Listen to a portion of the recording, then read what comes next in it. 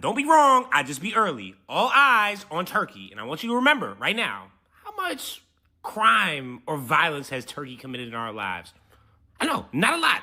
All of a sudden, they're going to try to demonize them. Our greatest liability. The president's going to Turkey. Look, Turkey is a great country, but it's governed by a man who calls openly for the annihilation of Israel.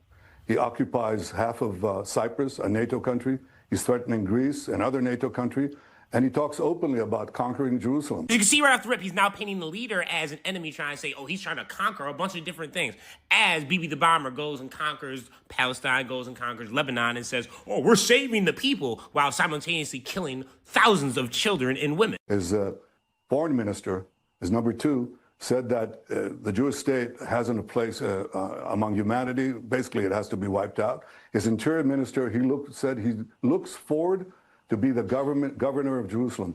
Well, for a regime infected by the Muslim Brotherhood. Attention to that specific wording, because he can't even sit there and try to lie to you and say, oh, there's terrorist groups over there. Now he's just going to say, well, bad Muslim Brotherhood, we got to take them down. But now if I said, well, geez, I mean, Israel, that's, the Zionist, violent, genocidal brotherhood, we got to take that shit out. We got to get rid of them. I would be anti-Semitic. An extreme movement that hates America and chants death to America from that side of the spectrum. Stop with the death to America bullshit-ass argument.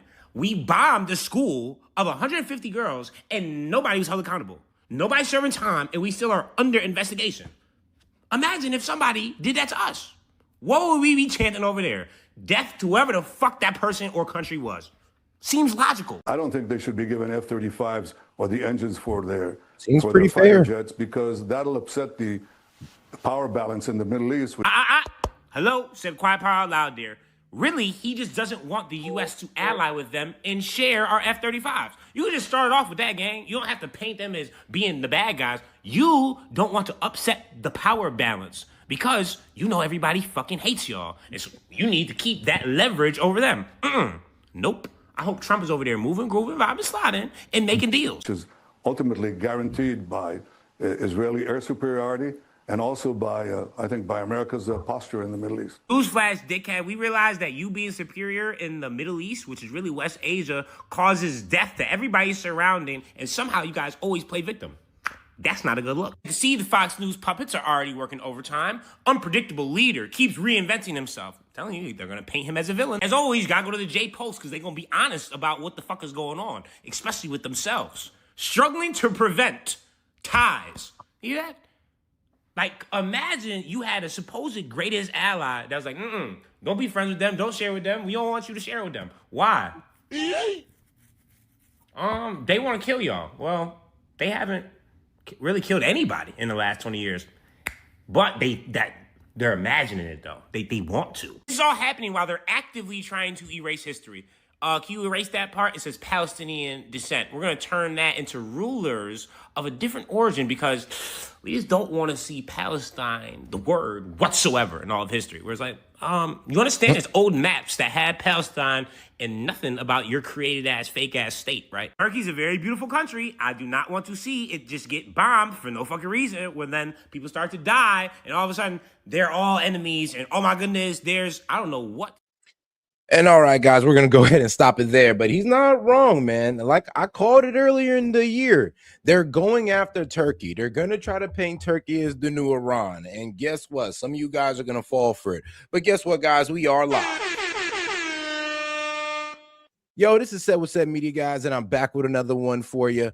All right, guys, we got a lot to get into as Trump's threatening to send 1,000 missiles to Iran. Iran's pretty much saying we're not going to let go of the straits as the Gulf countries try to rush to keep the ceasefire together.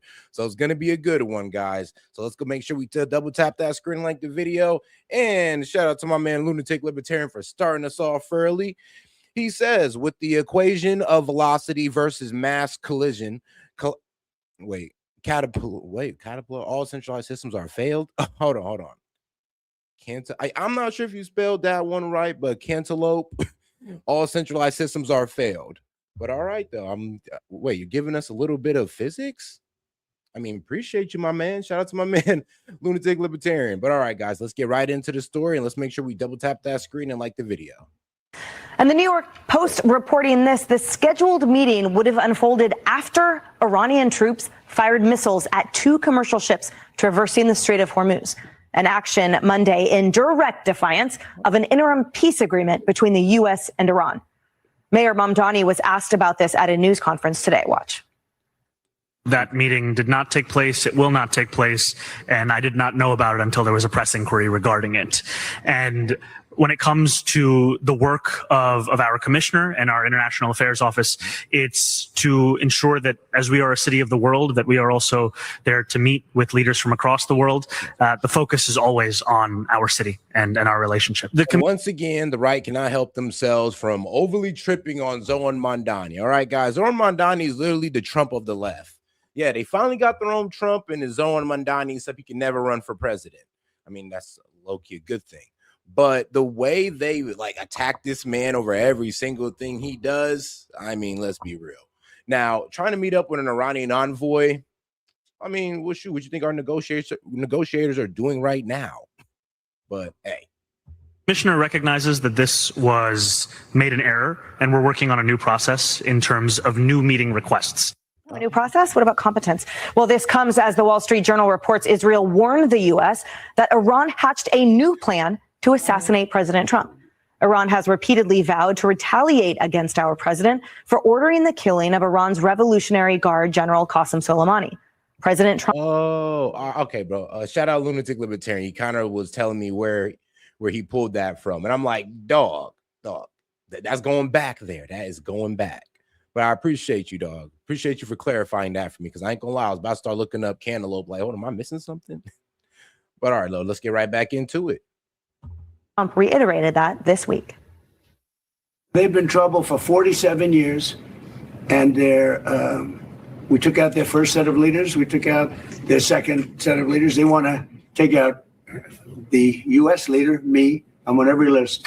I saw things this morning. I'm on every single one of their lists. I wonder why. And so far, I guess I've been a little bit lucky, but that maybe doesn't last very long. Now, if you were paying attention to the Iranian funeral, most likely you wasn't, because you had other things to do. But if you were paying attention, over 1 million people pulled up to the old Ayatollahs, the one that we blew up, Khomeini. Khomeini.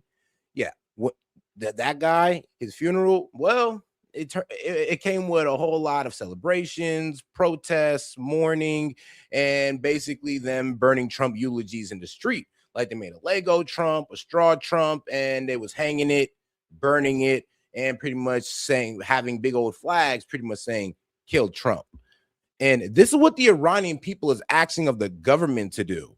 And then their government is also talking about it. They're like, and what's being told right now is that they are throwing around the idea of trying to assassinate Trump. So this is coming from reputable sources. And of course, the quite vociferous protests of the Iranian people. And I mean, you bomb the country, not really and they're not an imminent threat, but you bomb their country, you kill a whole bunch of schoolgirls, and then you killed their leader. I mean, what do you think the attitude was going to be? I mean, if somebody did that to us, what do you think our attitude is going to be? But all the same, I don't want our president to be assassinated. The president told the Post today, quote, "I've left instructions, if anything happens, to just literally bomb them at levels that they've never seen before." Rebecca, it's so frightening to even discuss this, and I can't. I'm gonna be so real with you. He should have not said that, and I'm gonna tell you why he shouldn't have said that. Why? Because I mean, Israel, and I look. I'm not saying that they might do it. Okay, actually, I am saying that they might do it, but they really want to get us into war with Iran. So if Trump is out here saying that, hey, yo, if I die, go ahead and go full force on Israel. Israel's going like, oh, that's all we need to get rid of you to get war with Iran, full-fledged war with Iran. We just got to get rid of you. I mean, we took our presidents before over less. So I don't like how he said that. Now, don't worry, because if the president dies, whatever order he says pretty much gets rescinded. It doesn't really matter. So that's most likely not going to happen unless J.D. Vance comes in and says, no, I'm about to carry that out. Even wrap my brain around it. But let's go back to New York City for a second. You have to be a pretty special form of, I'd say, incompetence and blindness to have that happen under your watch. Well, okay, except that according to the City Journal, who saw some internal messages from this commissioner to Mamdani's internal staff, that they were to take meetings with foreign leaders who, quote, are in political alignment / leftist. And so my question is, why did they think that the Iranian regime is in political alignment or leftist with them when, yes, the Iran regime is firing on commercial shipping? They're also firing at Americans, at American warships, at Americans based overseas in Kuwait and Bahrain and Saudi Arabia. Whoa, lady, slow down here, slow down. That was before the ceasefire. Let's talk about after the ceasefire and after the memorandum of understanding. We told Iran that they could administer the Strait. Before those two ships, those two vessels went outside of the designated path that Iran set, and that all the other vessels, before those two vessels decided to do that foolishness, all the other vessels was going through the Strait. They was paying the toll. Gas prices was falling down precipitously, and everything was going in the right direction. Now, all of a sudden, a ship from Singapore want to try to use the Omanian side, while all the other ships are using the Iranian side, because if you don't, Iran has stated many times that they will shoot you. But Singapore decides to say, F what you talking about. They go over to the Iranian side, get struck. And this is a Singapore ship. And for a Singapore ship, we're willing to restart an entire fucking war? Are you guys serious? And I don't even know the nationality of the other ship, but now we are really going into full-fledged war over Iran exerting their control of the Strait, which is ridiculous. And this is why I feel like those two ships were a false flag. And so this is outrageous that this is something that the Mamdani administration was seeking to do. And also, of course, we know that New York has been really struggling with anti-Semitism. And this is something that has been really important to Mamdani. He has been fueling this anti-Semitism and has been very... How? I'm sorry, but look, I'm not a fan of Mamdani, but he's not fueling the anti-Semitism. Israel's fueling the anti-Semitism with their actions.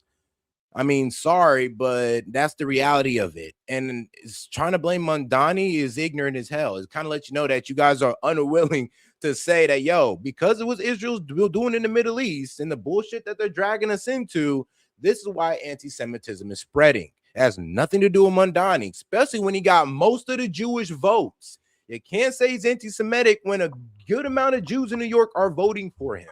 Sorry, you kind of lost that argument right there. Anti-Israel. So the whole thing is very concerning that the Mamdani administration would have any interest in meeting with an Iran official. Yeah. Ari, walk us through the concerns that the White House would have too with your experience. Involving New York in the meeting? Yeah. Well, first of all, I totally believe Mayor Mamdani. I'm certain that his commissioner for international affairs, he was going to meet with the Iranians to help them find the best bagels in New York City. I am certain this is going to be a friendly, come to New York, we love you meeting. That's what it was about. I mean, I just can't imagine Zoran Mamdani wanted to have a meeting with people who say death to America, death to Israel, for any other reason than to be nice. I mean, what you just said is exactly right, Rebecca. This was politics. This is what they believe in. This is who they seek out to have a sympathetic view and sympathetic ear with. This is frightening. This is not what New York should be doing. And then the mayor lies and covers up. He sounds like Graham Plattner, denying the reality that's right in front of him. And which is why his staff feels they're licensed to go out and meet with the Iranians and talk to the Iranians. I wish the meeting took place. And that way we could have demanded to know what they talked about and hold the mayor to account for it. It really is too bad that they stopped it before it happened, because that is what really motivates these people. There really seems to be this sort of like weaseling that happens here, Lisa, where the mayor gets away with things. Now, that's honestly a good question. Like, what would the mayor of New York honestly have to talk to, well, yeah, an Iranian envoy about? Like, what do y'all two have to talk about? Maybe, I mean, I don't know, maybe religious reasons and all that good stuff. Maybe they just want to say hi and he heard about them. I don't know. As far as you know, they could be friends. But it is a bit sus that, yes, the mayor of New York wants to meet with an Iranian envoy. You know, your dog, you're not a negotiator. You talking to this guy most likely will have will hold no weight in negotiations that we're trying to get through right now that are completely falling apart, by the way. So, I mean, unless Mamdani can save the day and get this ceasefire back on track, that's a really good point. Like, what are you doing meeting with them? By smiling and denying. And, you know, remember, it took them, three times to get a paycheck out to NYPD officers. And it's always, oh, I'm sorry, there was an error. Like, it seems really mealy-mouthed here. But at the end of the day, it's New Yorkers whose safety is being compromised, let alone our nation's security that's being compromised if this were to happen. I mean, I can't be the only one asking whose side is he. Hold on. Like, let's be fair here. This president started a war that's having blowback effects on us economically, and we already had a couple of terrorist attacks. And you're saying Mondani's putting the American people in danger? Like, didn't Trump just send us off into a war that we're not getting no results in, that we already lost American lives in? But Mondani's the danger? I mean, come on, man. Y'all got to pump the brakes a little bit here. On in all of this, right? And you would think, once you know if your international affairs commissioner is trying to meet with Iranian officials, is that something that you should know as mayor? And why would that individual be trying to meet with Iranian officials? But, you go down the list. You also look at some of the tweets and the various things that his wife has liked surrounding the events of October 7th as well, starts to paint a little bit of a picture. But even going back to the Biden administration, and Rebecca's going to know about this, you've got Robert Malley, who was the envoy for Iran for the Biden administration. He had a security clearance revoked from him, also was under FBI investigation. You had another top official who was part of the Iran experts initiative, which Semaphore had reported about government leaked emails where Iranian officials and government officials were coordinating with individuals in the United States that were part of this initiative to try to shape public opinion here in the United States and the West more favorably for the Iranian regime. So whose side? Yeah, that's going on all over the place, actually. I mean, you ever heard of the Hasbara? How Israel runs a campaign to paint a favorable light of Israel and to try to cover up their genocide and say that it's not a genocide. And then, of course, Qatar, they try to push their money in here. China pushes their money here, all to try to create a more favorable view of their government. So it's happening across the board. To sit there and focus on just one, which I would love for all foreign influence to get up out of here. But the problem is that, well, the left and the right like to pick and choose what foreign influence that they want. So unless you guys are going to be across the board about it, I mean, let's just stop complaining about it. And let's be real here. I'm gonna be real with you. There's a lot of propaganda spread about the Iranian regime. I mean, you guys told us that 90% of the Iranian people do not like the regime. Bro, over 1 million people pulled up to the old Ayatollahs, the fallen Ayatollahs funeral. I mean, if he has no support, then why do we got over 1 million people mourning this man? If this regime has no support, why do we got 6 million people, 61 million people voting in an election ran by said regime? 30 million for actual voter turnout. Like, do you see the problem here? So yes, there were lies spread about this regime. It's about the support of the regime that the Iranian people have. Anybody who's still saying that the Iranian people or majority of the Iranian people want the regime gone, they don't know what the F they're talking about. They don't. They never been to Iran themselves. They never actually talked to the actual Iranian people inside of Iran, or at least the majority of them. And they never even looked at the polling data in Iran, which would show you that there's actually huge support for the regime. Huge. Are some of these people on? It certainly doesn't seem to be America. Yeah, just pointing out, and you pointed this out too, Mamdani says, I wasn't informed about this meeting, and apparently she has been reprimanded. But my question is, you should know what your staff is doing. If someone on your staff takes a meeting with Iran and the mayor doesn't know, it seems like you have a lot of other problems. I thought the same as you when I saw the internal document about cozying up to leftist regimes. So we've actually seen that from Mamdani. He tried to meet with the Colombian president, Petro. The State Department intervened. That didn't happen. That Petro was at a rally with him at one point in September. So he does cozy up to the left. But what's interesting is the diplomatic mission that this woman was a part of says that they want an equitable and inclusive society. And when you think about Iran, guys, you have any question, comment, jokes, or disagreements? I'll be happy to read it out loud and engage with it. Just $2 up in the super chat, like my man Lunatic Libertarian. Appreciate the support, big dog. But and make sure to double tap that screen, like the video, guys, and subscribe to the channel while you're at it. Let's keep it going. it's not that. And I think about 22-year-old Mahsa Amini, who I bring up repeatedly on this show, who was arrested by the morality police, beaten, and then in Iranian custody. Yes, she was beaten in Iranian custody. You know what the Iranian people did? Yeah, the Iranian people actually came out in full force and protested against that. And it wasn't just the guys who didn't like the IRGC, or the people who supported the IRGC as well. And you know what happened because of that? Well, now you got places in Iran where you don't have to wear the hijab, mainly in the metropolitan areas or the big cities where you don't got to wear a hijab. Now, you go out to the country, the more conservative areas, you're kind of risking your life as a woman. But as long as you stay in the metropolitan areas, yes, you can go a job free because of that exact situation. And it's kind of funny how American media never tells you how that actually worked out. They kind of just pretend like, oh, no, they just beat the girl senseless and she died and nothing ever changed. No, actually, a lot changed after that. It was a very pivotal moment for the Iranian people, especially when it came to women's rights. Killed, and she is one woman of many. Tens of thousands of Iranian citizens have lost their lives. So if you want to be equitable and inclusive, you're doing the exact opposite by taking a meeting with Iran. You should know better. We are the freest country in the world, the best country in the world, and you're cozying up to someone who kills young Muslim women, people you purportedly say. Bro, y'all don't even like Muslims. What are you talking about? Y'all sit there and say the worst thing about Muslims. You sit there and try to say they're about to try to take over America, that they're worshiping Satan. It's just like, oh, but now you care about Muslims. Oh, no. But what about the Palestinian Muslims are being recklessly bombed? What about the Muslims in Lebanon that Israel's wiping out? I mean, but the Muslim women that y'all don't even like, that y'all called them brain controlled and forced convert because they're wearing a hijab. Like, y'all really cared all of a sudden. Okay.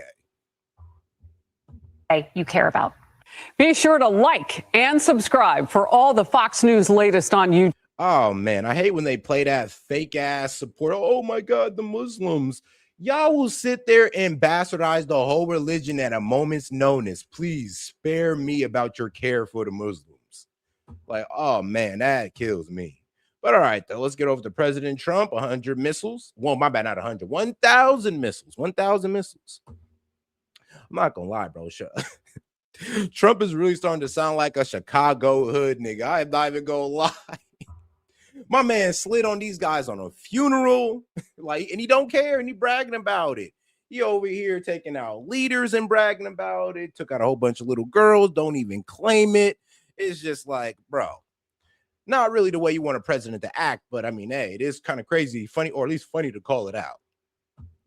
At the Islam, we have this Truth Social post from President Trump saying 1,000 missiles are locked and loaded and aimed at the Islamic Republic of Iran, with thousands of more to immediately follow. Should the Iranian government act on its threat pronounced in many corners of the globe to assassinate or attempt to assassinate the sitting president of the United States of America, in this case, me, orders have already been given, and the U.S. military is ready, willing, and able for a 1-year period of time, subject to extension, to completely decimate and destroy all areas of Iran. Praise be to Allah, President Donald. It's like, bro, that man Trump loved to say that, bro. When you know he's making a real threat to them, he says, praise be to Allah.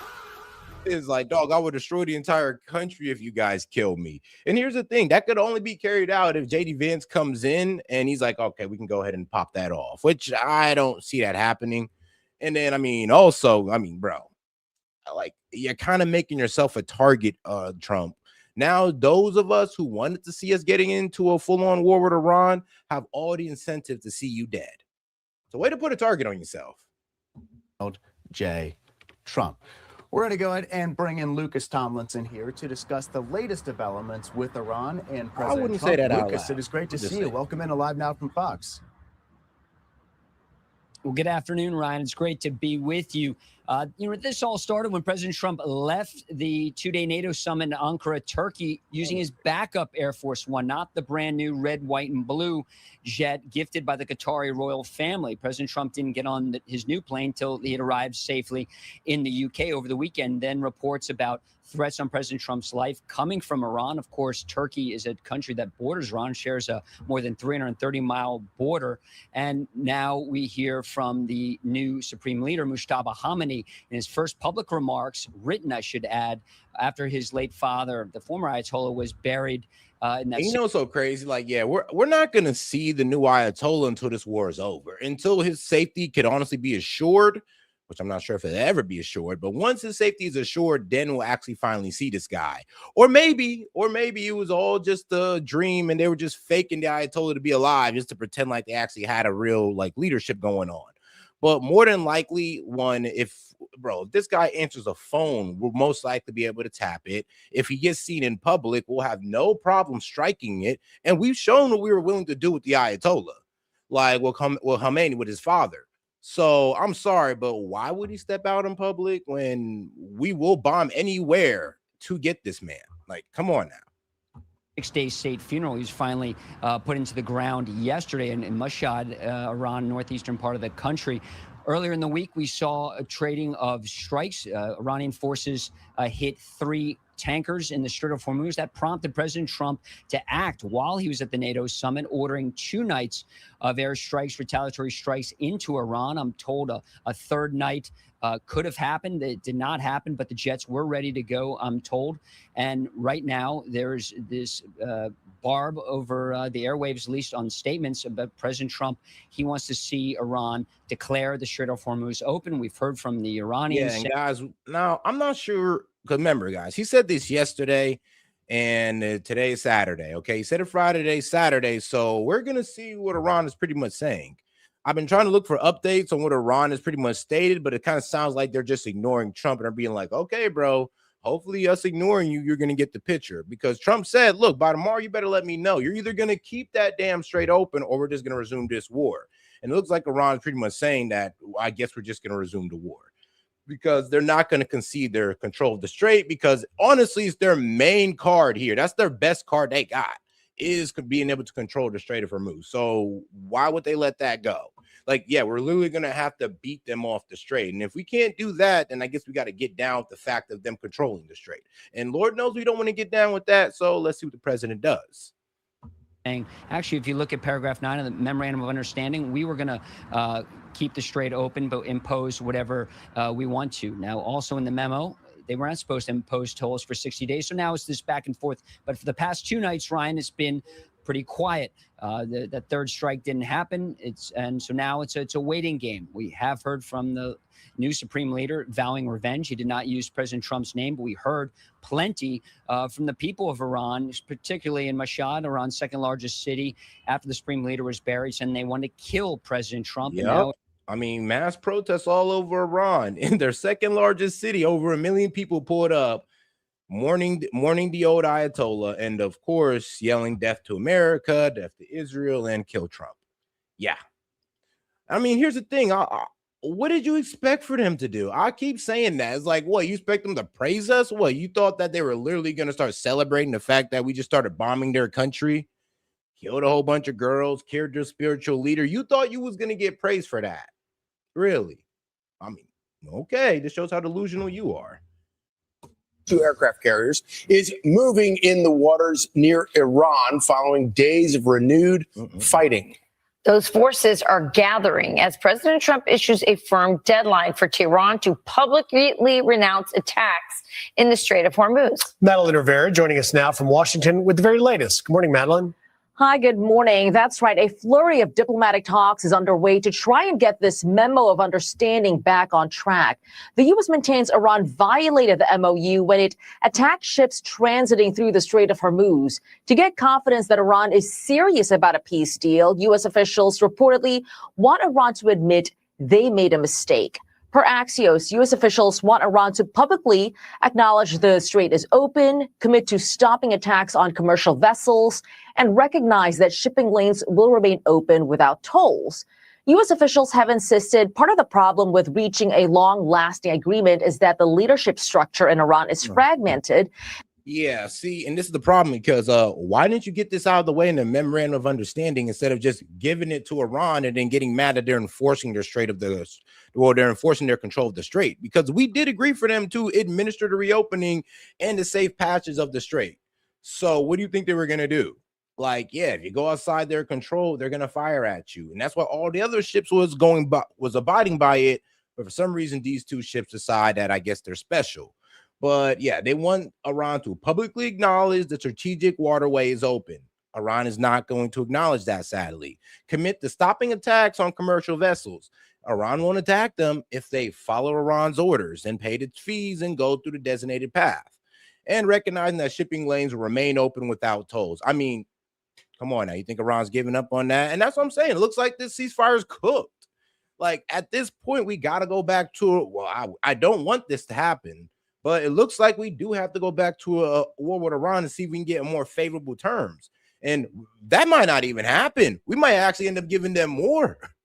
But let's get right back into it. Oh, and don't forget to double tap that screen, like the video, guys. If you have any question, comment, jokes, or disagreements for me, feel free to super chat it in. I'll be happy to engage with it. Or if you just want to cry in the chat as a disagreeer, I mean, look, I ain't going to pay you no attention, but you could definitely argue with one of the mods or something.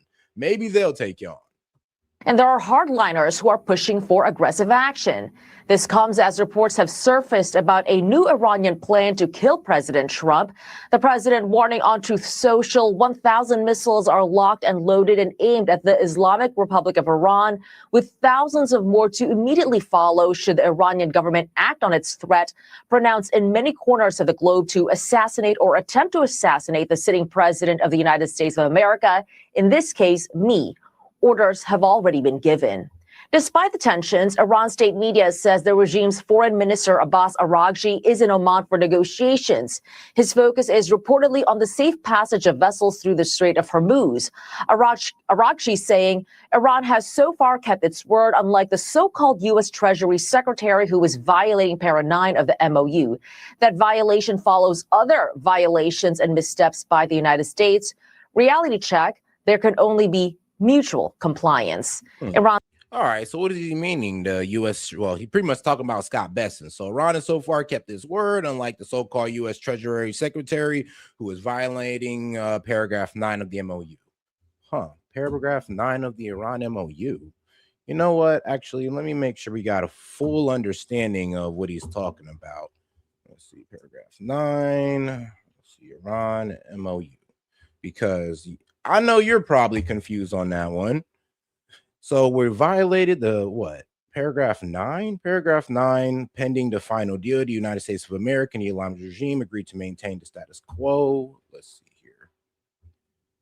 Because I know it's on BBC. And if you don't see it, here it is on BBC. Let's see here if we can get point 1, point 2, all the way down to our guys over here. Here it is, point 9. All right, pending the final deal, the United States of America and the Islamic Republic of Iran agree to maintain the status quo.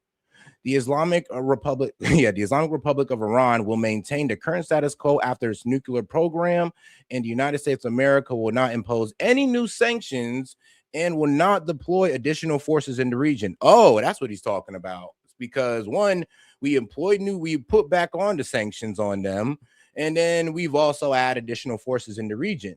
So, okay, that's what he's talking about. Okay, that's what he means. All right, sorry, guys. Just had to make sure we all understood what in God's name he was talking about by paragraph 9. State media is also reporting the supreme leader will issue a message in the coming hours regarding the funeral of the late Ayatollah Khamenei. Charlie, Rachel, and Griff. All right, Madeline. Thanks, Madeline. Thank you very much. You really do get the sense that Iran has miscalculated President Trump in thinking that he's like a normal politician or a normal president who actually, I think we miscalculated Iran's military capability. And if we didn't, we wouldn't be here in this situation. Like, we thought we can literally overthrow the regime in 4 days to 2 weeks, and look where we're at. We thought we could knock them out before they control the strait. We thought we can take them off the strait, and look what we're dealing with now. I mean, bro, here's a sad reality of it. If this deal was to still go through, Iran would be getting substantial sanction relief, a whole lot of support from the Gulf countries, and about $24 billion in unfrozen assets. So, I mean, real with you, I could see why we're going back to war, because this is if everything played out the way it was, this would have been a losing situation for us. And it looks like we'd rather go back to war to see if we could put ourselves in a better situation or a worse situation. I mean, and I'm not sure why Trump would want to risk it, because bro, I think we want to just keep in the look, nobody likes the memorandum of understanding. We understand it's overly weighted towards Iran, but it could be worse. It could be worse. And you getting back into war with Iran and possibly throwing away the global market to try to get a better deal, it ain't worth it. I mean, you should have never went into this war in the first place. Everybody warned you inside and outside the administration. Is going to be completely governed by the fact that this is an election year and this is not a terribly popular operation in Iran. But President Trump doesn't really care so much about that as he does about getting about the overall objective. And if you if you mess with them, he's going to retaliate. Yeah, well, Madeline talked about the seriousness of this, obviously, but also that some of the leaders are more hardline. And there's a reason for that. One is a lot of people have reported that the leadership we took out was a little more moderate than the leadership that came in. In addition, a lot of reports about Israel assassinating and even. Yeah, I mean, now you guys are getting it. Okay, now you understand that you took out the moderates. Yes, the old Ayatollah was actually willing to give up their nuclear enrichment.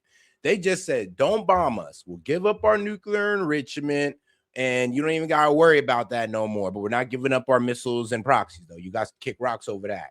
If we'd have just kept it about nuclear enrichment instead of moving the goalposts to their missiles and proxies, yeah, we'd have got everything we wanted out of the old regime. But instead, we killed them all, and now we're dealing with a bunch of hardliners who are not going to give up their nuclear enrichment, who want control of the strait, and who has a deeper hatred for us in America. I mean, please tell me where we got the moderates at.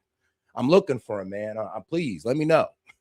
And continuing to want to assassinate anyone who appears to want to be a moderate and negotiate with the United States. So that is a huge problem. And again, the polling was showing when there was an agreement, when the MOU first came out, wildly popular. The American people want the president to figure this out, be done with this engagement in Iran, get the Straits of Hormuz open, make sure they can't have nuclear weapons. It's like, guys, like I would say the first layer of the regime, yes, there were a bunch of politicians, there were a bunch of moderates. We killed those guys and replaced them with ex-IRGC commanders, like, bro. And people will say, no, we got the moderates. This is regime change. Yeah, this is regime change in the wrong direction. They don't want this prolonged engagement. I've been hearing that, there's possibility that American troops might end up going into Lebanon now to help with the Hezbollah situation that Israel they'll say it, that they exacerbated, that they started in the fog of war while they were supposed to be helping us with Iran. For some reason, they directed their attention to Lebanon and started striking them first. Yes, they struck them first, not Hezbollah struck them first. They struck Lebanon first, breaking the ceasefire, and then got the nerve to put boots on the ground trying to take land in Lebanon. Like, what? And now they want to drag us into it because we can't get Israel to stop for the sake of getting this ceasefire done. I mean, and this is why they're our greatest liability, not our greatest ally. Fighting over there. That would not be popular. No, but as you mentioned, so the Wall Street Journal was reporting on this Israel uncovered plot to kill President Trump. But pulling back just a little bit, like, enough with the moderates versus the hardliners. Like, this is Iran playing for time. And President Trump has shown tremendous patience to try and get to a historic agreement that no other previous administration. There's no moderates. There's nothing but hardliners. Like, we killed all the moderates. So, yeah, I agree with them. Let's stop talking about this whole moderate BS because there's no more there. I mean, we completely angered the Iranian people. I'm sorry, but all moderates left when we probably took out that girls' school. All moderation left. All the moderates probably left when we bombed Khomeini. Like, yeah, bro, all that stuff is cooked. Administration, let alone in an election year, was willing to have the courage to do. But you need no more proof than the dead past Ayatollah's funeral when they're literally, did you see this banner? They're waving a banner calling for President Trump's death. Yeah. And so whether there is an actual plot unfold or not, you see the message clearly. There it is. We will kill Trump. A giant banner being paraded in the funeral for the late Ayatollah. That doesn't look like it was put together by And the worst part about it is that, yeah, they're literally trying to push their government to try to assassinate Trump. And yeah, you gotta, like I said, it's like, what did you expect? Like, when we started a war and we pushed this war on them, we've killed innocent civilians plus innocent little girls, and we killed their spiritual leader. What did you think was gonna be the attitude?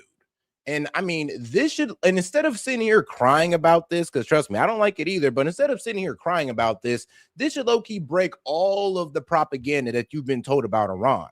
Like, all of it should be broken right now. Like, look, I know you want to be upset that they're threatening the life of our president, and I get it. But doesn't this kind of show that, oh, wow, there's actually more support for the regime than we thought? Like, yeah, bro, that's why regime change wasn't possible. protesters organically. Yeah, that one either.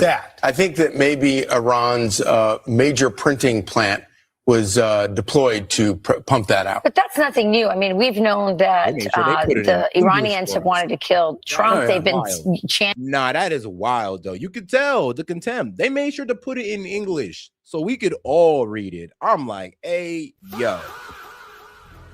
Death to America, death to Israel for a long time. Here's some more of ththese chants. Listen.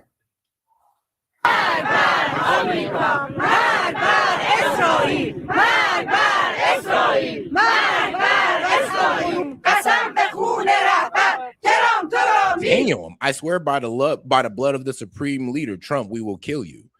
I mean, and these are the guys that you guys want to try to take over. It's like, yeah, not happening. Like I said, over 1 million people pulled up to this man's funeral. And here's the thing, though. We're talking about like foreign delegates and all that good stuff, which actually absolutely pissed Trump off that, you know, we had some of our allies over there at the Ayatollah's funeral. So this is nothing novel. This has been going on for a long time. Oh, I like how y'all cut that out. You like to cut out the picture of, you know, his granddaughter and all that stuff, and his daughter-in-law that we killed in one strike. I love how y'all want to leave that out. So this is nothing novel. This has been going on for a long time. Maybe it's more intense now because we killed the Ayatollah. So that's you know, tit for tat there. But yeah, you killed their spiritual leader, bro. It's like killing the Pope and then going to the Catholics like, so yeah, y'all want to be friends now? Like, oh man, you guys are hilarious. Like, y'all really killed their spiritual leader, and there were mass protests in like 3 different countries in Iran, Iraq, and Lebanon because there's a whole bunch of Shia Muslims there. they've been wanting to kill Americans and specifically our leadership for a long time. And of course, the real frustration right now is that you see demonstrations like this. And, you know, I don't think that it necessarily reflects the real interest of the people. What we're not seeing right now are the counter-regime protests. And one of the reasons we're not seeing them right now is that tens of thousands of protesters were killed earlier this year by the regime. No question about that. That's cap. I'm sorry. That's just such cap. Y'all still spreading that false propaganda. You know what? If somebody ever says this, guys, all right, show me the proof. Show me definitive proof, names, give me the names, birth dates, whatever form of social security they use in Iran, because they do use it. Yes, go ahead and give us that. Give us all 30, 40,000 names that you claim to have died. And the reason why I'm holding y'all to that standard is because we can do that for the Nigerian Christians in Africa. Yep, all 53,000 of them.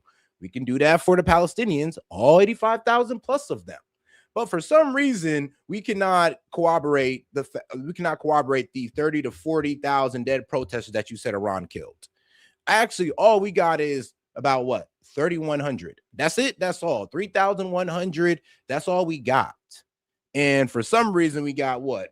News agencies like Iranian International pretty much spreading lies that they got some type of classified medical document that they showed no proof of, that Iran says that they don't got, and that they have not they have not made public whatsoever. So I'm telling you this right now, there is nothing to substantiate that Iran have killed 30,000 protesters plus. It's all propaganda. About that.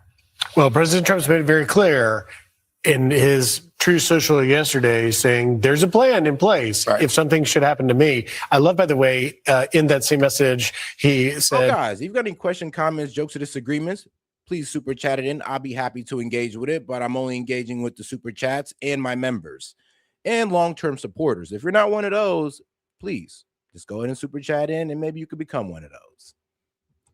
Oh, and make sure to double tap that screen and like the video, because look, if you can't support dog, hey man, you double tapping that screen and smashing that like button means all the same. And also make sure to keep watching.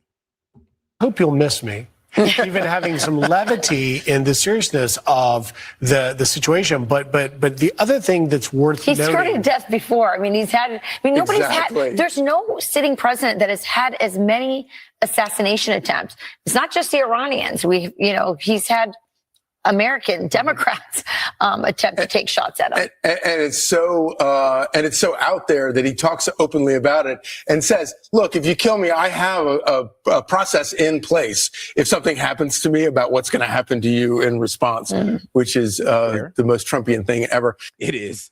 Be sure to like and subscribe. That is the most Trumpian thing ever. All right, guys, we're going to go ahead and hang out on Fox News. One more video. I know my lefty guys in here. Look, I know Fox News kind of pissing y'all off, but don't worry. We're going to move to the left side of media in a second.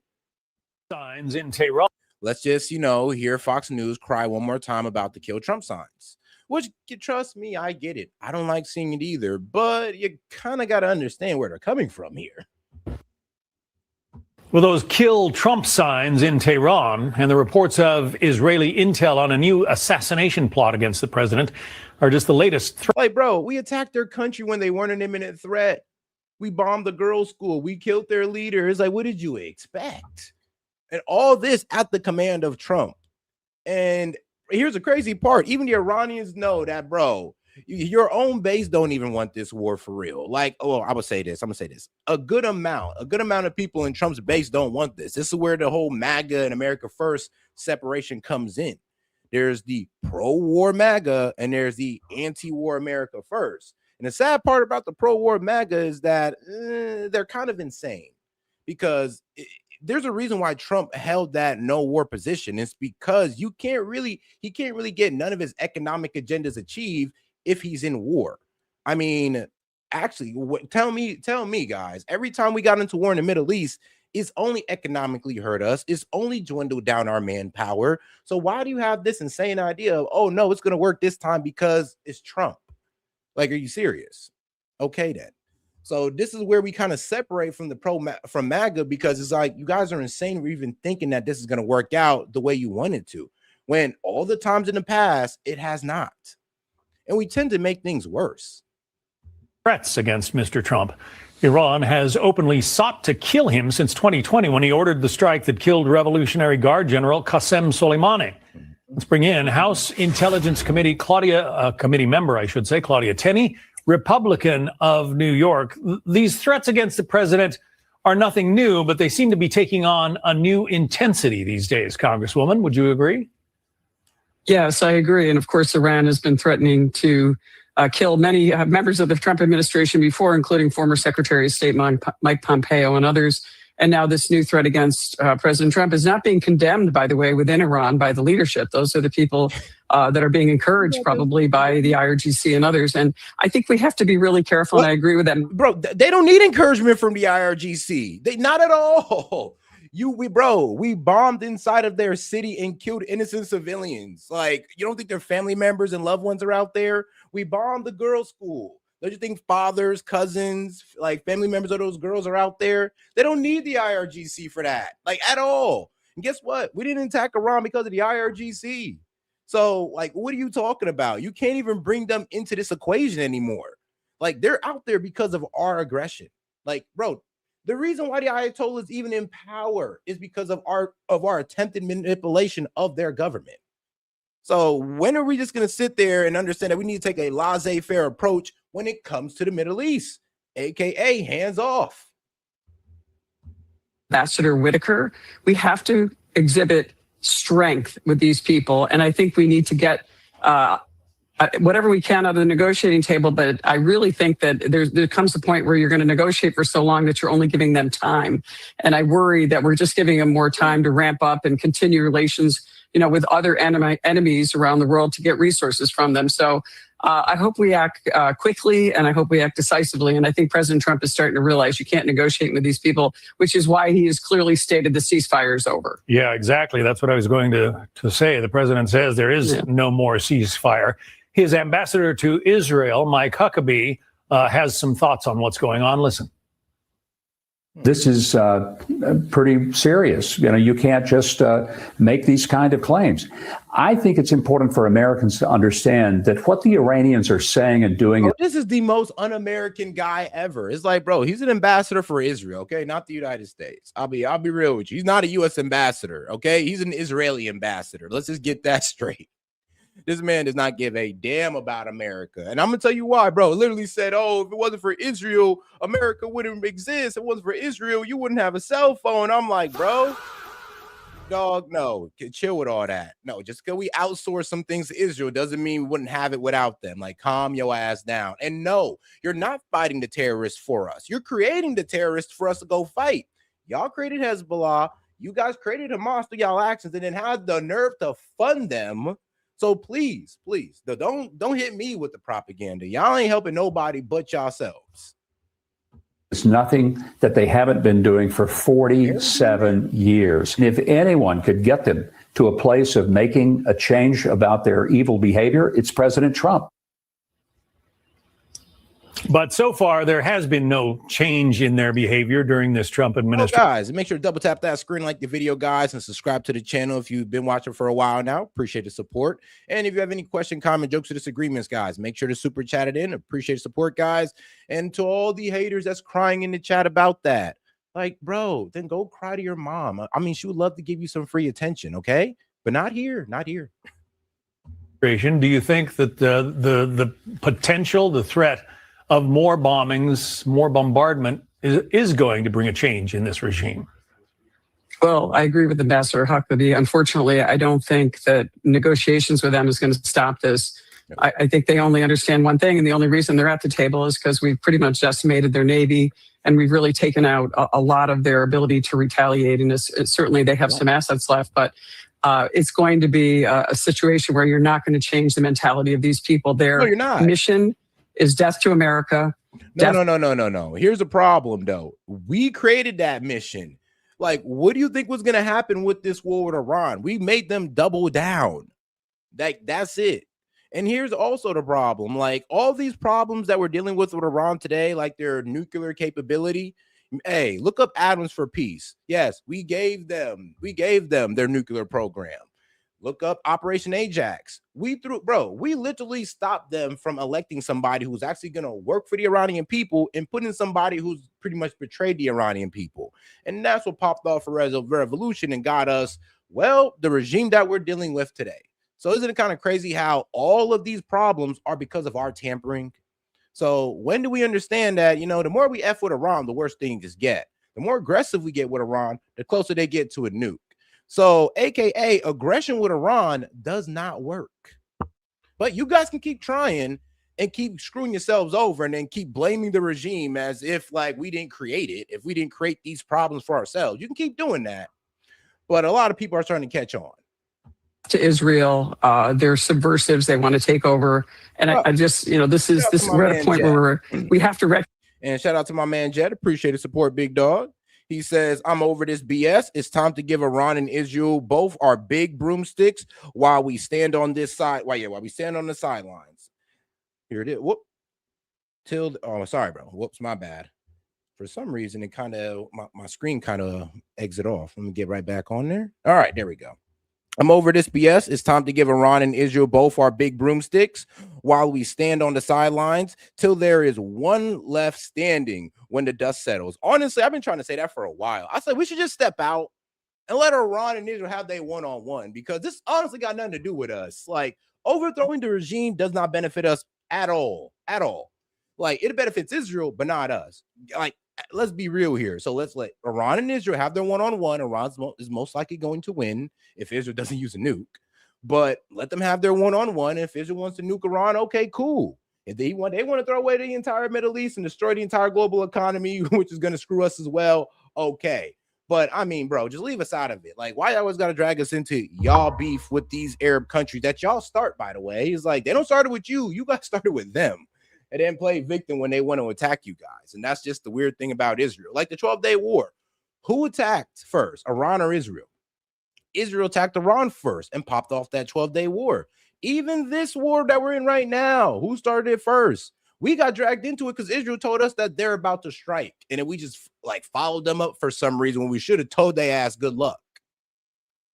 But yeah, like Jed, I'm with you. Or trust me, I'm over it. And we should let them have their one-on-one at this point, bro. And this is what's killing me, bro. We're talking about helping these bastards in Lebanon.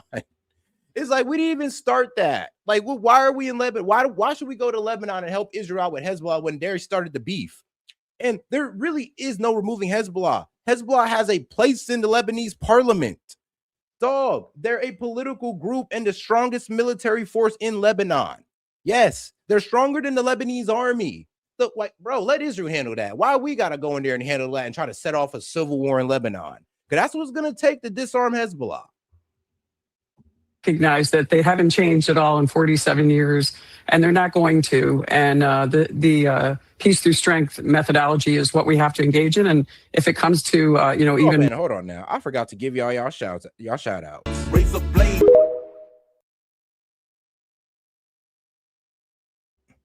And shout out to my man Noah Joyner.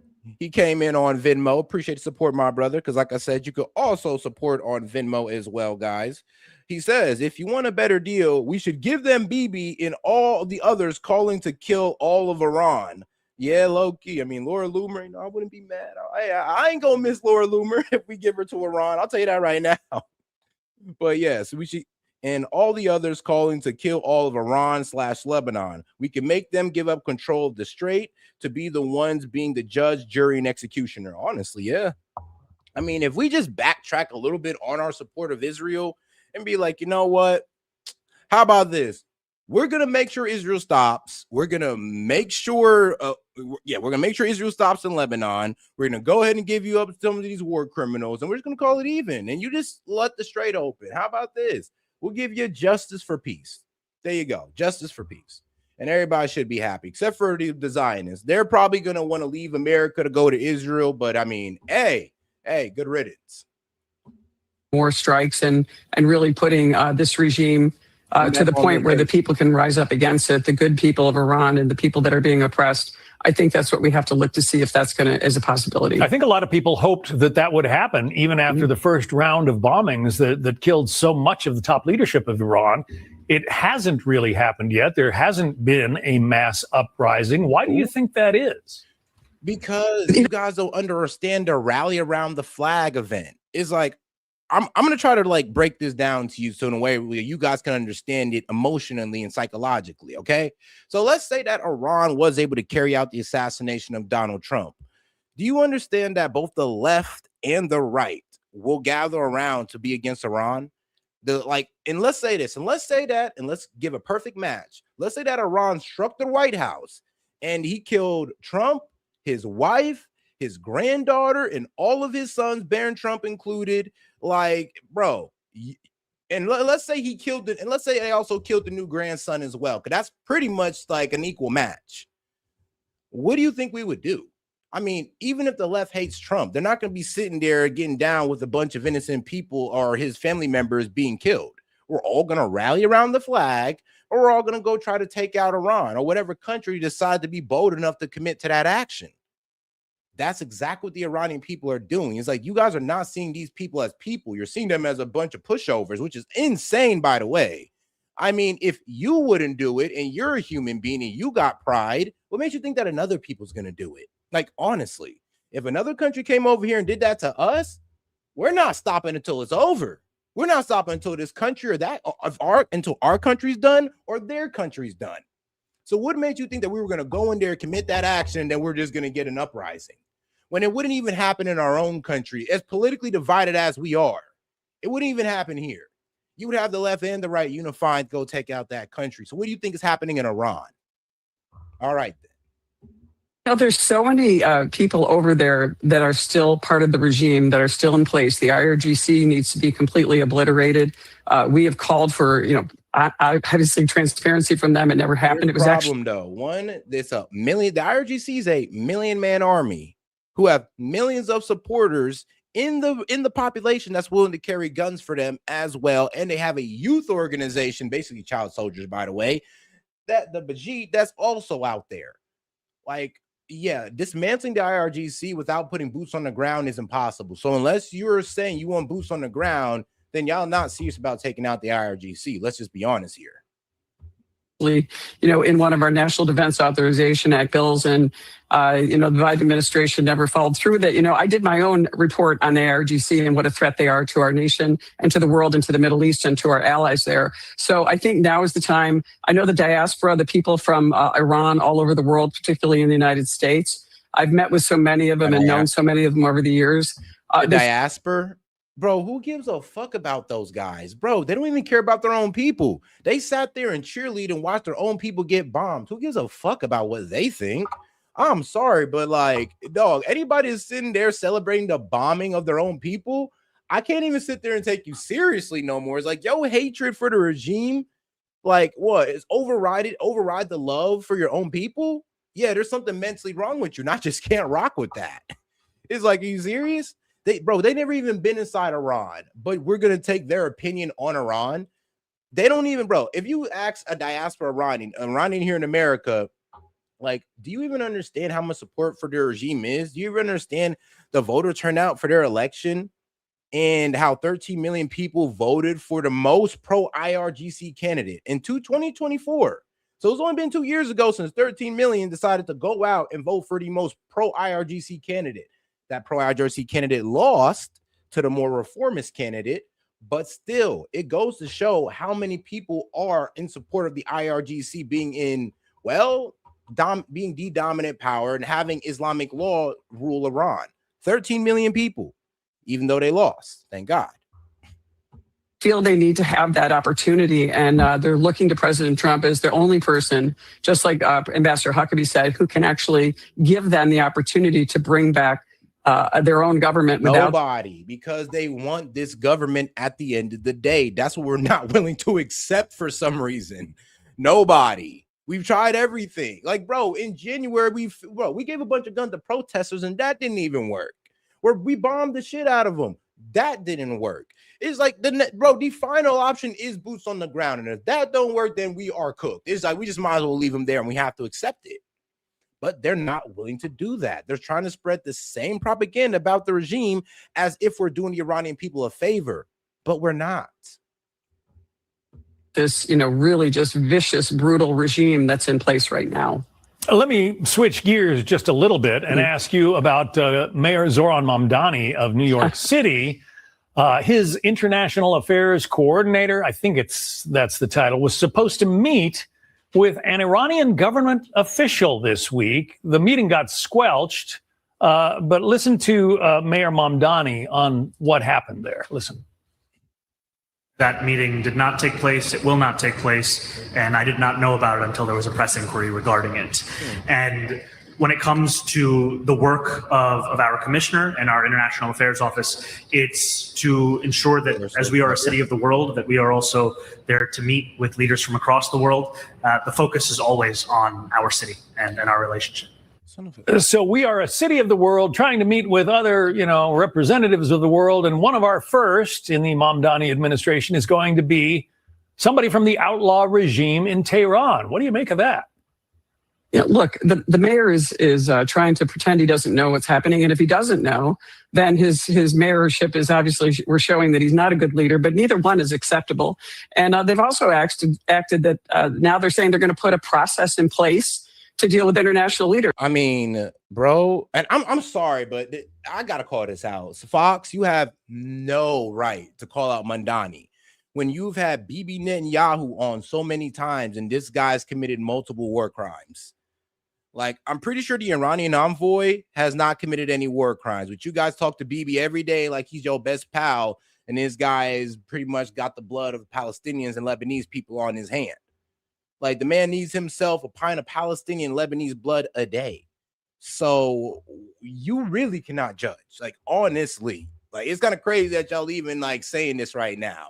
Maybe if CNN was to say this, I'd be like, okay, yeah, I got a little room. But you guys and y'all support of Bibi, sorry, I can't hear it from you guys.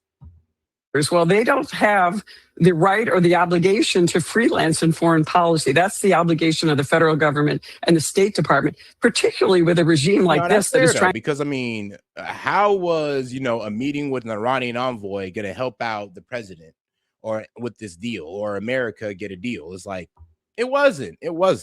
Like, I really wonder, and honestly, they should have let it happen. Honestly, I don't think they should have made such a big uproar about it. They should have let it happen and see what that would propagate it out of that, instead of just trying to blow it up before it even happened. If I was the news press, I'd let that mug happen. I'm like, no, let it meet up, and then we'll cover it after they meet up and we can press her about what they talked about. but y'all kind of miss a golden opportunity there. And to kill the president has caused a death to numerous, thousands of Americans over the last 47 years, and we're currently in a war with. So, this really worries. You got any question, comment, jokes, or disagreements? Feel free to super chat it in. I'll be happy to engage with it, or Venmo. Other than that, for the disagreeers, you can continue to cry in the chat. And you could also send a gift as well for the supporters. Appreciate the support, guys. Make sure you guys double tap that screen and like the video. Me on another level too with Mondami. He's truly the leader of the Democratic Party, and he's the leader of the subversive. And it's so crazy though, because it's like, bombing a hospital, bombing schools, that's a war crime.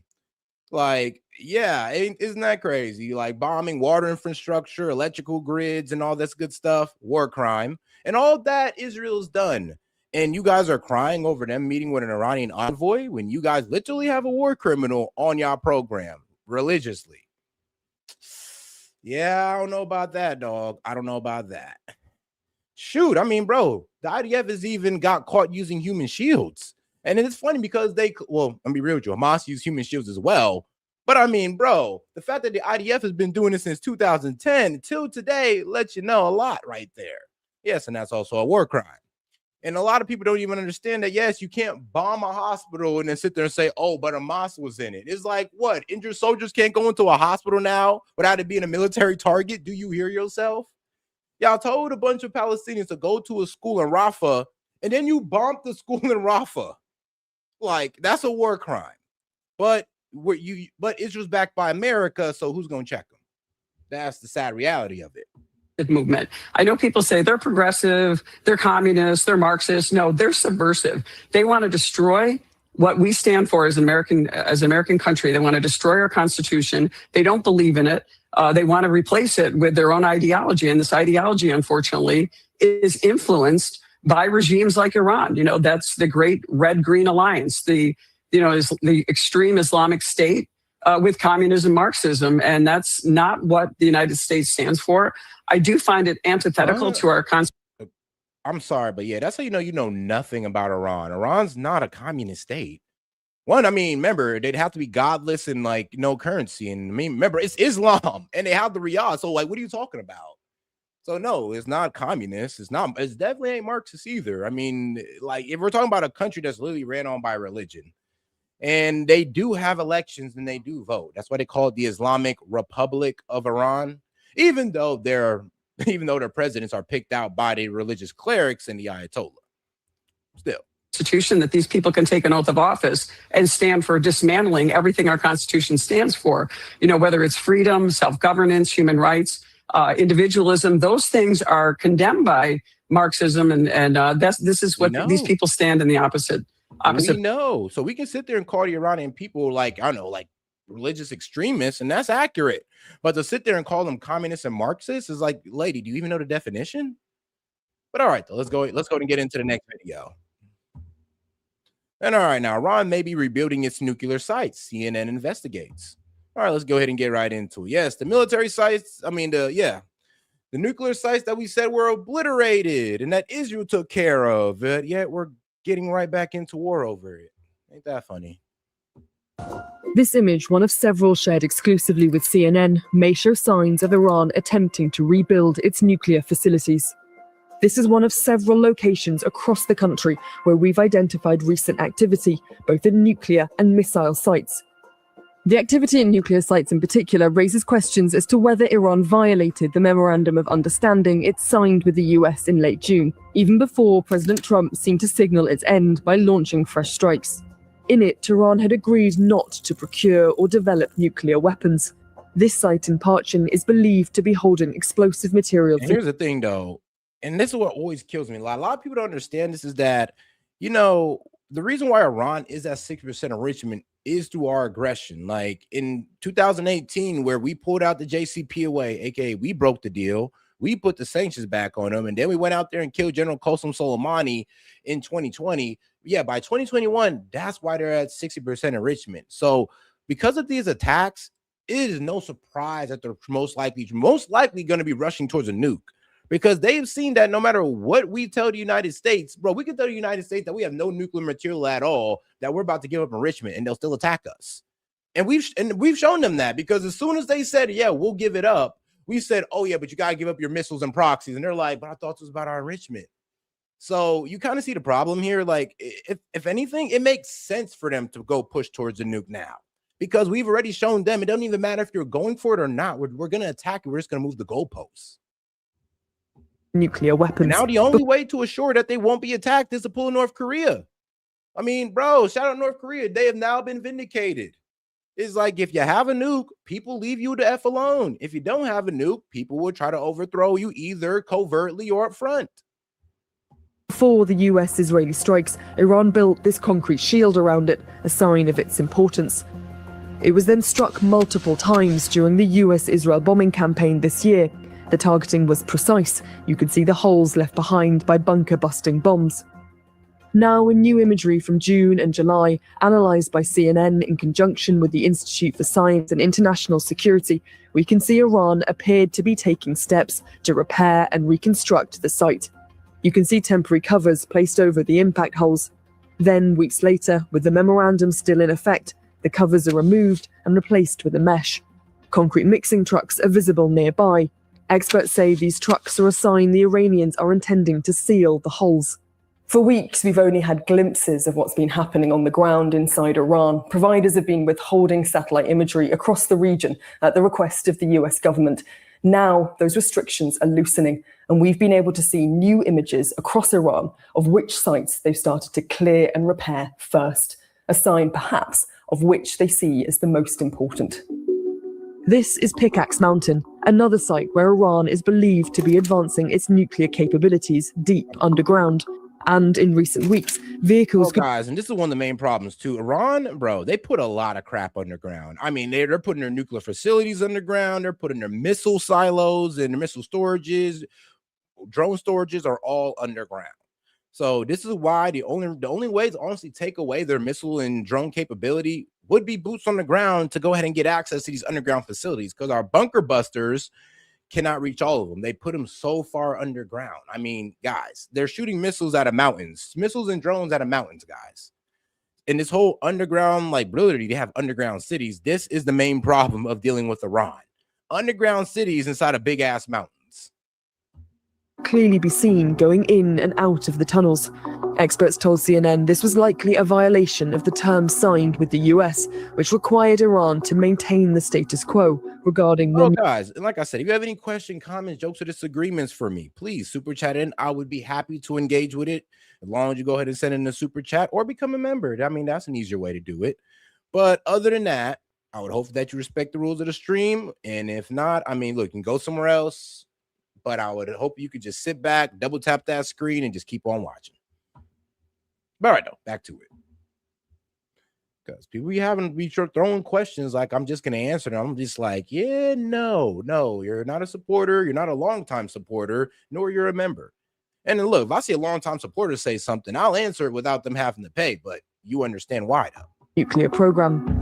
In contrast, other prominent nuclear sites did not seem to have been touched, like Isfahan here, Fordow here, and Natanz.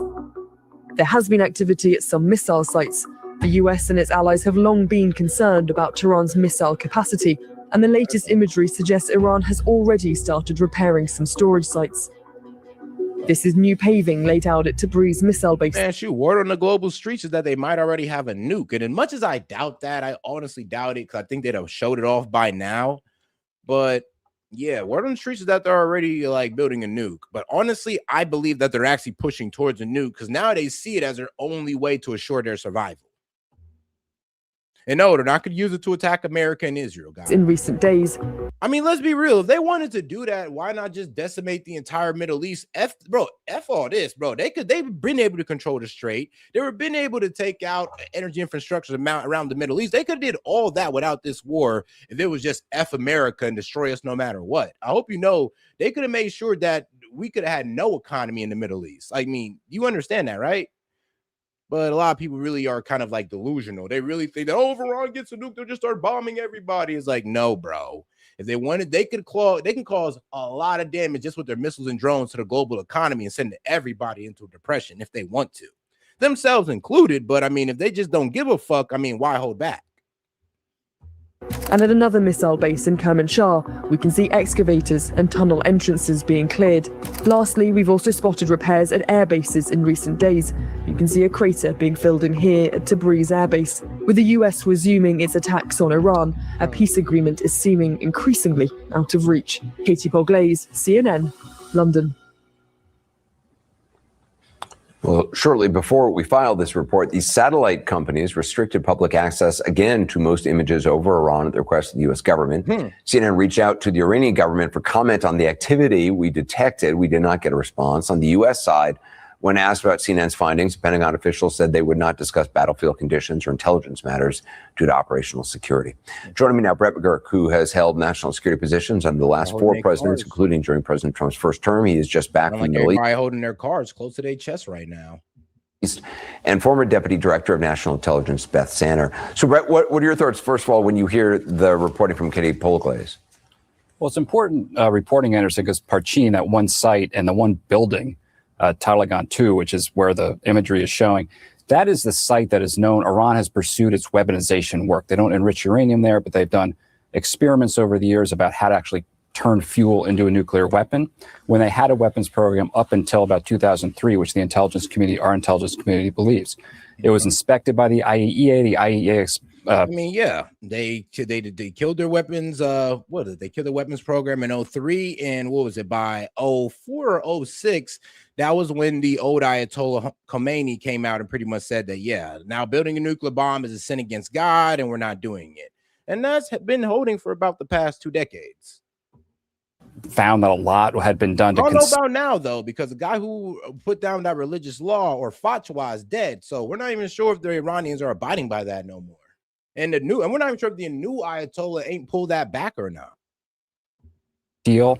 So it is a very sensitive site, and you can learn a lot from information like this, because where is Iran focused on rebuilding? And if it's that particular site, they're either trying to send a signal that, hey, we can start our weaponization work again, or they are trying to pursue to have a threshold nuclear capacity using the fuel that is still underground, that nuclear dust. And then at Parchin, this particular site is where they do the experimentations for ultimate weaponization. That's how I read that. I wouldn't be too alarmed by it, but it's interesting. And one key point in that MOU, Anderson, status quo on nuclear. You cannot do any more nuclear sites, and the Strait of Hormuz should be open. Both of those things, it seems now, are not happening. And Beth, two Israeli sources tell CNN that the Trump administration doesn't want Israel involved with U.S. strikes against Iran. But if the nuclear issue is still so unsettled, do you think the White House would be able to keep Israel from launching new attacks on their own?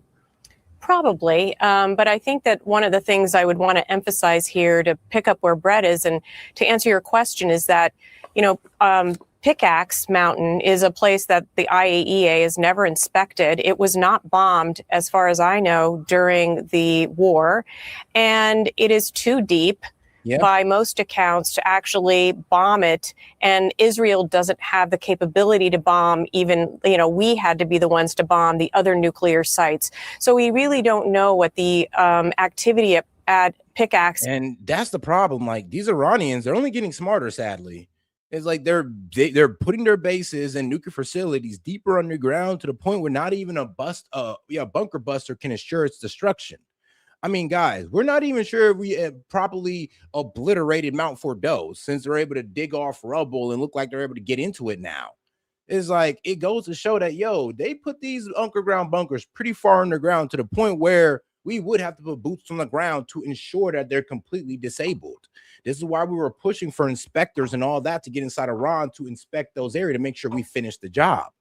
But the way it's looking, it's not looking like it. And this is what I'm saying, guys. The main threat of Iran is their missiles and drones that they keep underground. And then, of course, their capability to progress towards a nuke, which they might just start doing, by the way. Like I said, since it seems to be the only way they can assure their survival. Because look, they've already said, look, we were willing to give up our nuclear enrichment. You still attacked us. So it's like, what can we do? But besides get a nuke. I mean, we've shown them no other option but a nuke. Now it's like, what are we going to do about it? Are we just going to preemptively fire on them to stop it, because unless we're going to put boots on the ground, we cannot fully stop them to go towards a nuke, because all they're doing is taking it underground. And let's be real, we don't have the bunker busters, and nor do the bunker busters have the capability to destroy all of these underground facilities. Or we would have done it by now, by the way. I just want to let you know, we would have easily done it by now. Like, why wouldn't we? But it's certainly always been a place of concern, and we don't know. Could they have squirreled away and, centrifuges there? Do they have some highly enriched uranium there? We do not know. But that would be of concern, and Israel can't do anything about that. All we can do is bomb the tunnel entrances, and they can dig those out. So it emphasizes why, even though the weapons program or the nuclear program was set back by years, why do we need to have a negotiation? It's these things, because we don't know, and we need to get it under wraps. And Brett, you alluded to this. A senior U.S. official spoke with reporters late today and said that the sides will never move on to negotiations on Iran's nuclear program while the regime is still firing its ships in the Strait. What do you think that means for likelihood of future agreements? Yeah, Anderson, this is kind of somewhat predictable. We're 2 weeks into the 60-day ceasefire in the MOU. On Tuesday, Iran hit 2 ships with drones. It was a Qatar ship carrying liquid natural gas and a Saudi ship carrying crude oil. They sent messages to both those capitals. This is Iran to Saudi Arabia and Qatar, saying this was a mistake. This was a rogue group within the Revolutionary Guard. It's not going to happen again. They also sent a message to the United States through mediators about that. Nobody believed them. The U.S. has responded, and now they're trying to get back to some semblance of a status quo. It is the expectation in the Gulf, and it's the expectation of the United States that all those shipping lanes will be open. Iran clearly, at least elements of the Iranian system, those that have the power, which is the Revolutionary Guard, they read the MOU to say, well, the Strait of Hormuz will be open in the lane that we identify. So that is really the key issue here. And it's a main issue because it's kind of the crux of what the MOU was all about. And until you get past that, you're not going to have any chance of having negotiation on these much more serious and complex issues. Beth, does the Iranian regime act as one? That argument that, this was some rogue group or rogue faction within the IRGC or whomever launching these strikes, is that a possibility? Because, they've used that sort of argument before. Yeah. I think Brett and I are on the same page here. I don't buy it. I don't think Brett buys it. I don't think the Gulfies buy it. Look, it's a very attractive line to give this administration, and this administration seems to buy into it. They probably know more or different things than we do sitting on the outside. But I just think that you listen to Ghalibaf, who is the key negotiator, it doesn't sound like he's on a different page. So I think that they have. And that's the problem. The Iranians have not been changing their tune whatsoever, have not been showing that they're willing to concede on not a damn thing. And that's a bit concerning because it's like, oh, well, I thought we've decimated them. I thought we destroyed their navy, their military, and all this good stuff. Well, why are they showing so much confidence? And it's not because they're stupid. It's just because, well, we haven't dwindled down their military or their missile capability as much as we believe that we did. They still maintain 70% of pre-war missiles. Their foreign ministers came out and said, actually, we got 120 because during a month-long ceasefire, we build 300 missiles a month. So there's that. And of course, they're still able to control the Strait by not just the speedboats in the Strait that we just got done taking out about 60 of them, but through the missiles and drones that they're able to fire off into the Strait that make these ships stop. Like, bro, Iran doesn't physically need to be in the Strait. They just need to be able to shoot into the Strait. That's it. That's all. And all these shops are going to stop. All these vessels are going to stop. And all these insurance companies are going to start pulling policies, as they've been doing right now. Core interests. They need to create a deterrent. They need to prevent the United States and Israel from attacking them again. And they don't trust, as Ghalibaf said, they don't trust that we are going to get that just through negotiations. They think that we will go back at it again, or Israel will. And so they're actually doing the thing that is, of course, causing us to attack them again. But from their perspective, they're going to keep pushing that reconstitution in order to create deterrence over the long run. And the Strait is a core part of that. Good. Yeah. Sorry. Yeah, and Brett, the man she's talking about, the top negotiator, Speaker of the Parliament, made a statement that his country remains distrustful of the U.S., saying, quote, "In my view, only those who are prepared for war can negotiate with the United States." You just returned from the Middle East. What are you hearing about the signals that Iranian negotiators are sending? Do you think those negotiators speak for Iran's Revolutionary Guard? Anderson, there's no trust here between anybody. There is a sense that there might be some sort of a power struggle in Tehran. I hear this, we've heard this for years, but this is between Ahmed Vahidi, who's a new head of the Revolutionary Guard, kind of the last guy we would want. He was Qasem Soleimani's predecessor. Soleimani was kind of he was a mentor to Soleimani. He's now in charge of the Revolutionary Guard, an old school Iraq War veteran, hardliner. The Guard has the power. I think Ghalibaf, Bejesky, and the president, they might want to try to get more sanctions relief, get on a better page, given they have serious economic distress. So this is what you hear. There's some sort of a power struggle. But Anderson, I think you're right. And I think Beth and I would agree. We've heard this for years, even before this conflict. But the Revolutionary Guard are the guys with the guns. They're the ones in charge. They're the ones that fire the drones in the Strait of Hormuz. Mm-hmm. And until they're on the page you want to be on, you're not going to be on the same page with Iran. Exactly. Like, pretty much, we got to get down. We got to negotiate with terrorists, guys, like it or not. But all right, guys, let's go ahead and get into international media here. Let's see what they're talking about. Officials in an effort to de-escalate tensions with the U.S. and to hold Qatari negotiators. Sorry about that. Oh, guys, make sure to double tap that screen, like the video, guys. Let's get more people on the conversation by double tapping that screen and liking the video. And of course, make sure to subscribe to the channel as well. And if you have any questions, comments, jokes, or disagreements, I'll be happy to read it out loud and engage with it. Just make sure you send in a super chat, guys. Or if you're a long-term supporter or a member. But all right, though, let's get right back into it. Are in Tehran to hold meetings with Iranian officials in an effort to de-escalate tensions with the U.S. Mediators are hoping to keep the interim ceasefire deal in place. The U.S. and Iran signed that deal more than 3 weeks ago, but there's been an exchange of airstrikes over the last several days. The mediation may have been made more difficult after U.S. President Donald Trump said on social media, "The Islamic Republic of Iran has asked us to continue talks. We have agreed to do so. But the United States has stated in no uncertain terms that the ceasefire is over." Well, in the last hour, Iran's foreign ministry said it did not request negotiations with the U.S., but accepted the Qatari mediator's visit to Tehran. Going to get more on President Trump's comments with our White House correspondent, Kimberly Hall. Here's the thing, guys. And you know, it's so funny. I love, like, some of the delusional guys in the chat who literally think that, no, we just need to bomb Iran, nuke them, destroy the IRGC. And it's just like, guys, you sound pretty foolish because, like, one, yeah, nuking Iran is only going to ensure destruction of the entire Middle East and is going to ensure a depression in the United States. So that's why that's a pretty dumb idea. And destroy the IRGC, yeah, well, we're going to have to put boots on the ground. And unless you're not, and if you're not willing to sign up for the military right now, when we put boots on the ground, stop talking, you fucking coward. All right, then. She's joining us live from Washington, D.C. So we've got strong words from Washington. According to the president, it seems negotiations are still on the cards.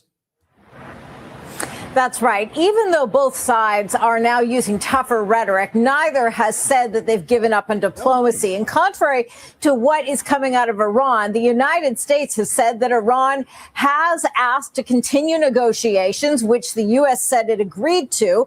And at the same time, the U.S. president also once again expressing some of that exasperation he showed back at the end of the NATO summit earlier this week when he said that the ceasefire is essentially over. He also said back then that the memorandum of understanding seemed to be over. But again, he left open the possibility of diplomacy then, and he's doing the same now. Now, with respect to that, what we're hearing from the Iranian side is that they are also using their leverage and saying that the United States must respect their conditions. And so the takeaway here in Washington is really that both sides are using maximum leverage. This is a classic negotiating position and tactic. The United States, on the one hand, using economic and military, Iran at the same time saying that it will not negotiate under threat or at the barrel of a gun.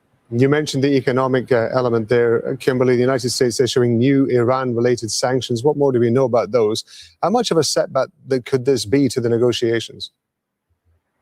Well, the United States believes that this could potentially advance negotiations and push Iran even further. What the United States has done through the Treasury Department is leveled sanctions against an individual by the name of Ali Ansari. He's a financier, a wealthy one in Iran, that the United States alleges has been working to create wealth through investment for not only members of the IRGC, but also the supreme leader, and doing so at the expense of the Iranian population still dealing and reeling with economic challenges and high inflation. Now, the United States also leveling sanctions against. And this is what's so funny about sanctions, because it's just like, you know how, like, honestly, sanctions should be considered a crime against humanity. And hear my argument on this, guys, before you sit there and cry. Like, you understand how sanctions never really affect the leaders and they affect the people. Like, the leaders aren't the ones ever like starving. They're never the ones going out in outage. They're not the ones struggling for money. It's the people, the same people that says we're protecting from this radical regime, or trying to hurt them, or trying to help the people. The people are the one that's starving. The people are the one that's going without resources. It's the people. So this is why I kind of have the argument of sanctions are kind of they're a crime against humanity, because they never really affect the government. They never affect the leaders. It always hits the people. Like, and maybe it's our way of trying to get the people to overthrow the government, but that's still putting them under harsh conditions just to get that result. Is a bit sick. What they say are front companies or also shell companies. And so what they're arguing is that through the currency exchange or these companies, billions have been moved through the global financial system. And so as a result, the United States, with the announcement of these sanctions, freezing any assets that are currently in the U.S. system, and also threatening penalties against any countries that have helped to collaborate in generating some of this wealth. Kimberly, thank you very much indeed. That's Kimberly Halkett there at the White House. Iran's top negotiator and parliament speakers also issued a statement on the conflict with the U.S. Mohammad Bagher Khalibaf says, "We have never stopped preparing to defend our country, and at any moment the Americans betray the understanding we are ready for full-scale defense." He adds that ending the war is a priority for the countries of the world, but everyone should know that this conflict will never end with Iran's surrender. Mahmoud Abdelwahed reports from the Iranian capital, Tehran. And there's been craziest thing about this. I don't even think we can nuke these guys into surrendering. The only way to make Iran surrender is going to have to be boots on the ground. It's like, guys, even if you want to go back to Japan, we made Japan surrender. Not really. The Soviet actually was putting boots on the ground, and they was just like, fuck it. I mean, it takes boots on the ground, not just airstrikes to make a country surrender. I mean, if we just hit them with the nukes, according to the Japanese, they were just going to double down. But since the Soviet Union was on their land, they was like, all right, we're cooked. So let's not sit there and think that, we can just airstrike our way into victory. Like, no, it's never been that way. A flurry of diplomatic activities to rescue the stalled talks between Iran and the United States following the latest round of de-escalation. Now, today, Qatari negotiators are in Tehran to meet Iranian officials to de-escalate the tension and to create conditions for broader talks between Iran and the United States. But and these Gulf countries are desperate to get a deal, because they understand that if this war continues and, and we start escalating on Iran and start destroying their energy infrastructure, their water, their bridges, these Gulf countries understand that Iran is going to do the exact same thing to them. So trust me, there's a reason why they're pushing so much to get this ceasefire and get a peace deal. Why? Because they understand that their countries are the ones that are really on the chopping block, not ours, not even Iran's, but theirs. Sad reality right there. Iranian officials still seem to be skeptical about the Americans' intentions pertaining to the implementation of the Pakistani brokered memorandum of understanding, especially after the latest spate of attacks, the U.S. airstrikes that targeted several civilian and military infrastructure across 5 Iranian provinces and killed and injured dozens of Iranians. And also, especially after the latest statement by U.S. President Donald Trump unilaterally ending the memorandum of understanding. Now, we've just heard from Mohammad Bagher Khalibaf, the Speaker of Iranian Parliament and Chief Negotiator. He's just stated that during this recent conflict, Iran will never surrender. In fact, Iran is, according to Qalibaf, is ready for a full-scale war. We have heard repeatedly from Iranian officials reiterating that Iran cannot give in under coercive diplomacy. In fact, they say that for them, in order for them to continue to with the talks with the United States has to implement the articles of the Memorandum of Understanding, especially Article number 1, pertaining to the ceasefire, including all fronts, including Lebanon. Article number 5, pertaining to Iran's sovereign right in managing the Strait of Hormuz, and Article number 10, pertaining to Iran's right to export its oil. Mahmoud Abdul Wahid, Al Jazeera, Tehran. After 2 days of strikes between the U.S. and Iran, leaders in neighboring Gulf countries are hoping that negotiations can get back on track. Al Jazeera's Victoria Gatenby has the latest from Doha. Well, the threat level here in Qatar has returned to normal after the successful elimination of a drone attack on Thursday when the threat level had to be raised. But obviously, militaries across this region will be monitoring the situation very carefully, given US President Donald Trump's statement about the ceasefire being over, yet talks continuing. To that end, diplomatic activities are continuing at pace. We know Reuters are reporting that a Qatari delegation of negotiators are in Iran to meet with Iranian officials to try and de-escalate tensions and also create the conditions for broader negotiations so that the memorandum of understanding that was signed just 3 weeks ago can be built upon. And shout out for Clem for sending 100 for 2 jewels. Appreciate the support, my friend. And like I said, I'll shout out the gifts as well. Into some kind of peace agreement. Well, that's been happening in Iran. Here in Doha, Qatar's foreign minister and prime minister has been having meetings with his Egyptian counterpart. In a telephone call on Friday, they released a statement following that and said that there really needed to be a return to dialogue and diplomacy. And they said that what had been agreed in the memorandum of understanding had to be implemented in full to sort of shore up regional stability. So a lot going on behind the scenes diplomatically in this region. Victoria Gatenby, Al Jazeera in Doha. The mediators are trying to salvage the MOU signed by the US and Iran last month.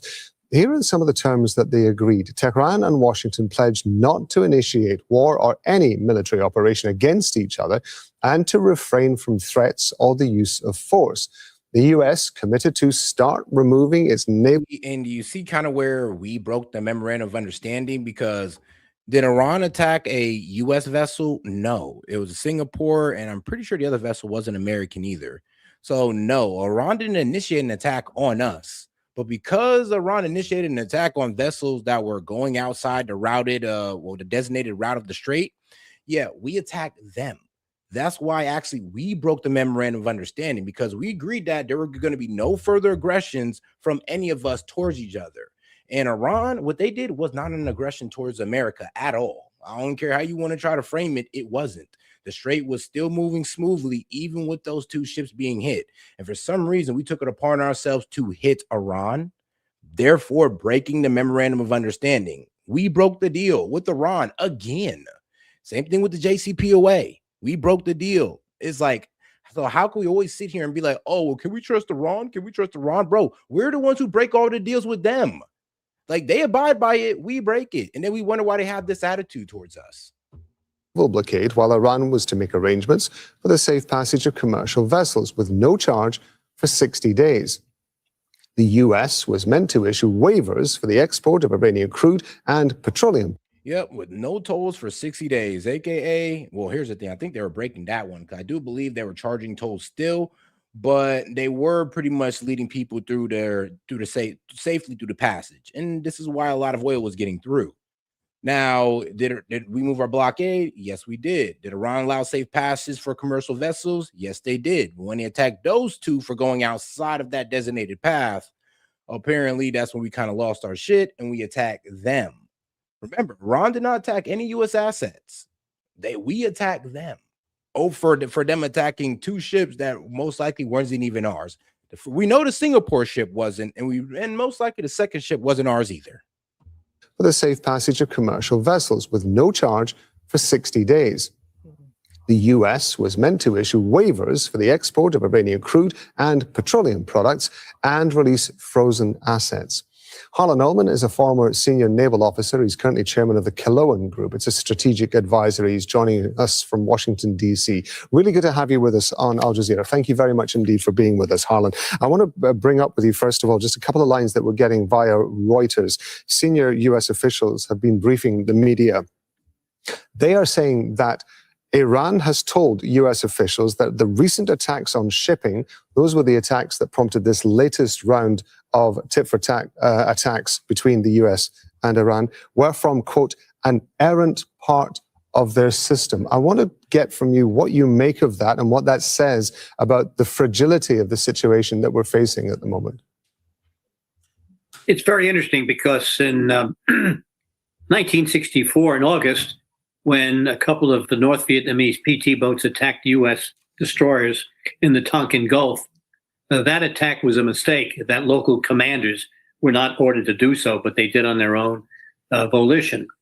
That may be what's happening here. But all right, though, let's go ahead and move on to the next little story on international news. Iran and Oman discuss Strait of Hormuz. So, yeah, and like I said, guys, these Gulf countries are going to be pushing for this MOU because it kind of assures their survival. Muscat. Iran's top negotiator, Abbas Araghchi, have held talks in Muscat. Iran's top negotiator, Abbas Araghchi, says they discussed the security situation in the Strait of Hormuz. Also on the agenda were what are being called appropriate mechanisms for ships to safely pass through the strait in accordance with a memorandum of understanding signed almost a month ago.